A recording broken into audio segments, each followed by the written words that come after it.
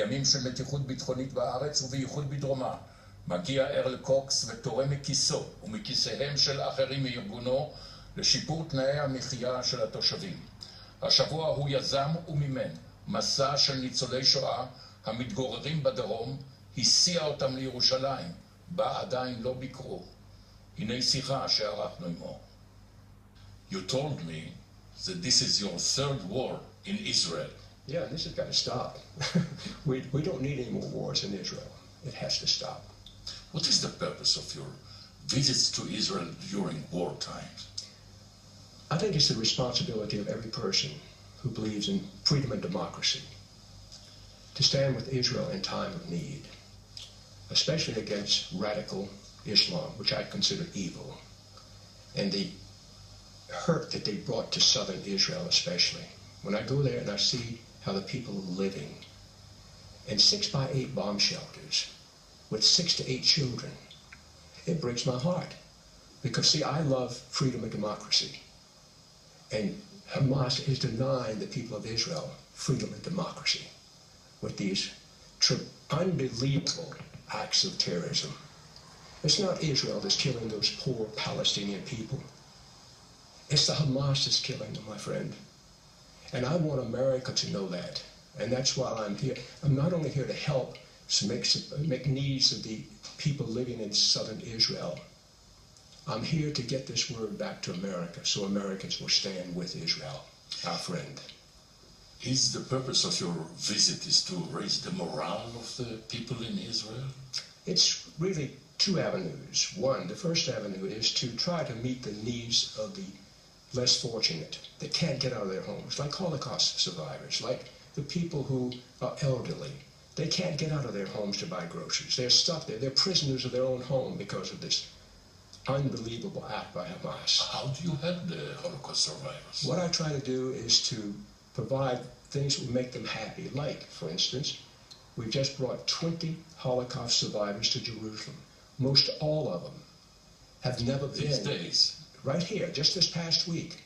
They've never been to Jerusalem. Never been to Jerusalem. And these are people that have gone through Hitler and his thugs into hell in Germany, and they come here and have to go through it in their own home. Somebody has to reach down to these people and say, look, we appreciate what you've done and what you've gone through. And so I wanted to bring some joy into their lives. And by taking them and bringing them here to Jerusalem and going to the Kotel, they were crying, praying for the soldiers, IDF soldiers. To see that and to feel that is an emotional thing that cannot be put in words. So that's part of what I do. The other part is trying to meet the needs of the IDF soldiers on the front line. We've always provided them with underwear, t-shirts, gum, candy, socks, things that they really need. During peace times or during war times? Well, they need it on the front lines. And so when I can give it to them and they see and feel the love that's coming from people from another country, it makes a difference when they walk across that line to the other side. And I'm telling you, I've lost more tears thinking and believing and seeing these people, how they love Israel, and they're going out in the front lines and fighting. And I'm so proud of your Prime Minister.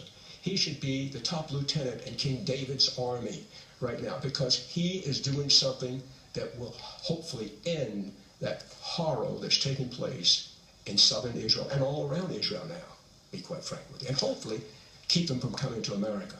Tell me, Mr. Cox, do you believe that the Holocaust survivors who usually lives in Sderot, yes? Yes.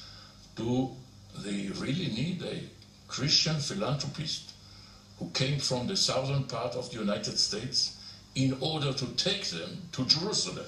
Do they need it? It's very strange. No, they don't need it. I think that others would do the same thing here in Israel, but your hands are filled with so many other problems that you don't have time to focus on some of the needs of the folks down in Sderot and Ashkelon and Hanegev and Ashdod and Ashkelon. You just don't have time. And if I can do something to bring joy to these people in this time of war, not conflict, but war, I'll do everything I can from even selling my house if necessary, because I believe in Israel and I believe in the people. I believe that you are folks that really are seeking democracy and freedom. What was their reactions? You would not believe it until you could see it. First of all, when they arrive in Jerusalem, they get off the bus and they're looking at me sort of, who is this man? Why is he doing this? So they were sort of holding back a little bit. Suspicious. After the second day, we were loving each other around our necks and holding each other. And by the time they got on the bus earlier today to leave to go back to Steerdorf, tears were coming down their eyes. It was almost like a family reunion that you haven't seen folks in years, and you come together. It was worth every penny that was expended. And again, we want to continue to do this as much as we can during this time. Excuse me, Mr. Cox, but who pays these enterprises? Well, it's a good bit comes.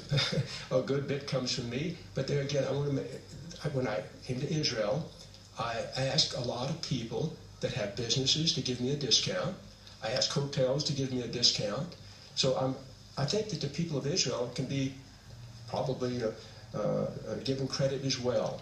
But there are a lot of people that come together and give money. It's not only my money. I just happen to be the guy on the front lines who gets credit for it. But there are people behind me that the only time they'll get credit is when they go and see a show. Right now, they're not getting the credit, but they are standing with me. Why Israel? Because of your religious beliefs? I think that's part of it, but I think, again, as I indicated earlier... I believe that you're an evangelist. I'm not an evangelist, but I'm not a preacher.